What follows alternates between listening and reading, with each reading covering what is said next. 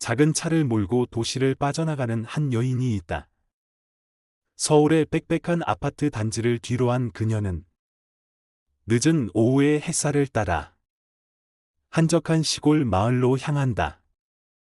그녀의 이름은 신혜. 남편을 잃고 어린 아들과 함께 남편의 고향인 밀양으로 내려온다.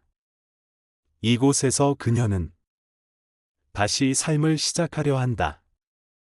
남편 없이 혼자 아이를 키우고 작은 미용실을 여러 사람들과 어울리며 새로운 일상을 만들어가고자 한다. 처음엔 모든 것이 어색했지만 신혜는 특유의 솔직함과 유쾌함으로 이웃들과 어울리기 시작한다. 그녀의 밝음 속에는 어딘지 모르게 억눌린 감정이 느껴지지만 그녀는 묵묵히 앞으로 나아간다. 동네 카센터를 운영하는 종차는 처음에는 그녀를 멀찍이서 바라볼 뿐이었으나 조용히 그녀를 돕고 지켜본다. 신혜는 아이를 학교에 보내고 미용실에서 일하며 조금씩 밀양이라는 도시에 익숙해진다. 그러던 어느 날 세상이 무너진다. 학교 시간이 지나도 아들이 돌아오지 않는다. 처음에는 단순한 실종인 줄 알았다. 하지만 곧바로 유괴 사건이라는 사실이 드러나고 신혜는 혼란에 휩싸인다. 경찰, 방송국, 이웃들 모두가 동원되지만 아이는 돌아오지 않는다. 신혜는 끝없이 기다리며 절망과 분노, 그리고 두려움에 잠 못 드는 밤을 견딘다. 그러다 범인이 체포된다. 그리고 충격적인 사실이 밝혀진다. 범인은 이웃에 사는 한 남자였다. 그리고 그는 신혜에게 돈을 요구한 뒤 아이를 죽였다. 세상은 무너지고 신혜는 허공을 떠돌듯 살아간다. 시간이 흐른다. 사건은 점점 사람들의 기억에서 잊혀가지만 신혜는 그 자리에 멈춰 서 있다. 그녀는 절망의 끝에서 교회를 찾는다. 성경 말씀, 예배, 기도의 소리, 그 모든 것이 무너진 심장을 감싸주는 듯했다. 그녀는 점점 하나님이라는 존재를 통해 자신을 위로하고 용서를 배운다. 신혜는 신앙을 통해 자신을 다잡는다. 그리고 어느 날 아이를 죽인 범인이 수감되어 있는 교도소를 찾아간다. 그녀는 마음속에서 자신이 용서할 준비가 되었다고 믿고 있었다. 아니, 그렇게 믿고 싶었다. 하지만 그곳에서 마주한 한 문장은 그녀를 다시 밑바닥으로 끌어내린다.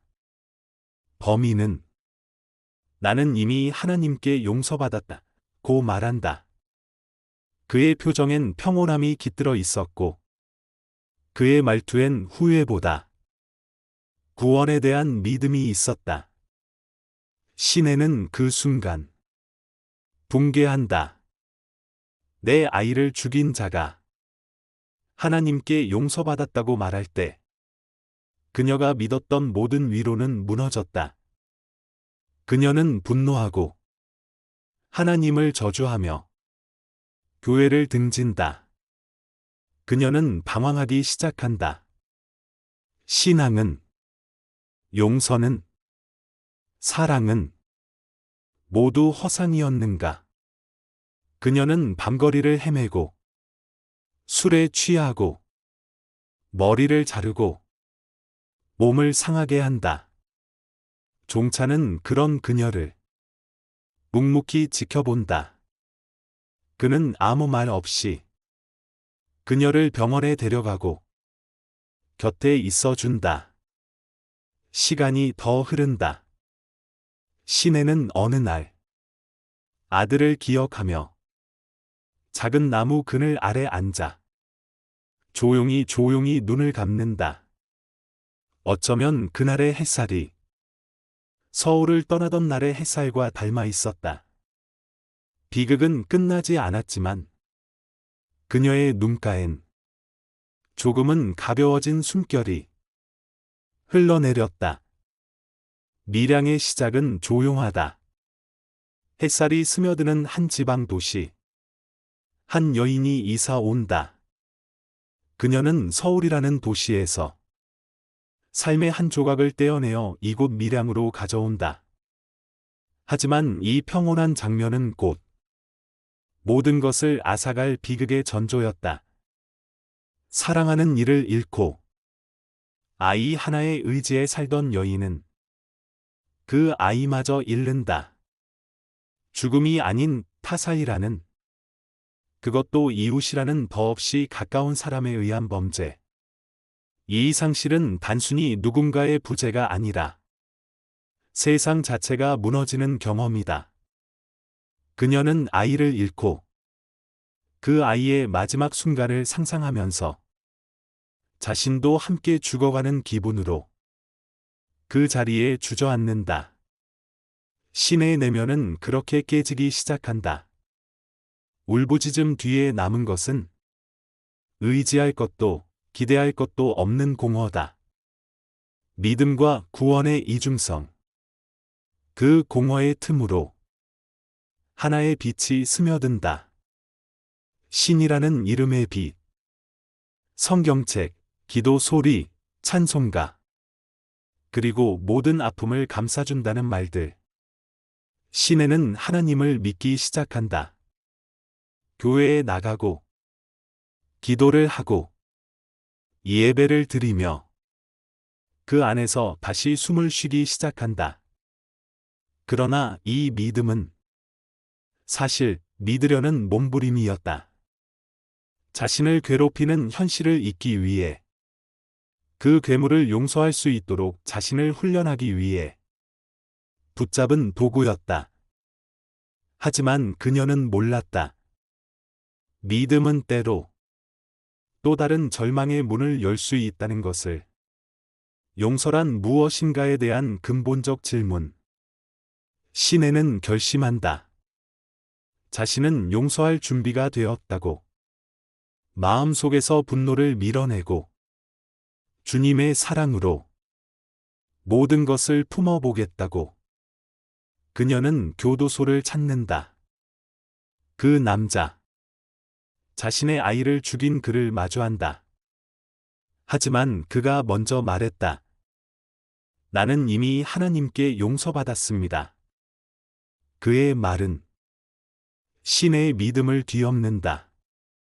신 앞에 엎드려 구원받았다는 그 남자. 자기 아이의 고통을 입에 담지도 않고 담담하게 웃는 그 얼굴. 신에는 부서진다. 자신은 아직 용서하지 못했는데 그는 이미 용서받았단다. 하나님의 사랑은 가해자에게는 그렇게 빠르고 넓은가. 이 영화는 바로 이 장면에서 용서의 근본을 묻는다. 용서란 도대체 무엇인가? 누가 누구를 어떤 방식으로 용서할 수 있는가?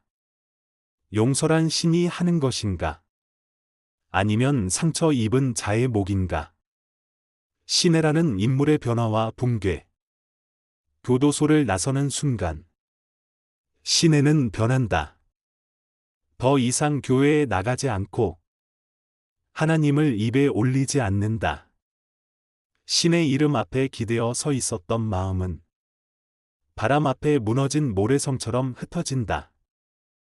이후 그녀는 술에 취해 밤거리를 헤매고 남자들에게 몸을 내맡기려 하며 자신을 깎아내린다. 그것은 타락이 아니라 절망의 또 다른 언어였다.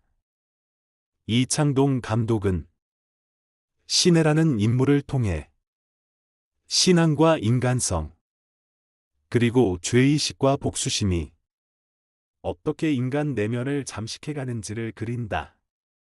이창동 감독의 연출 언어와 철학.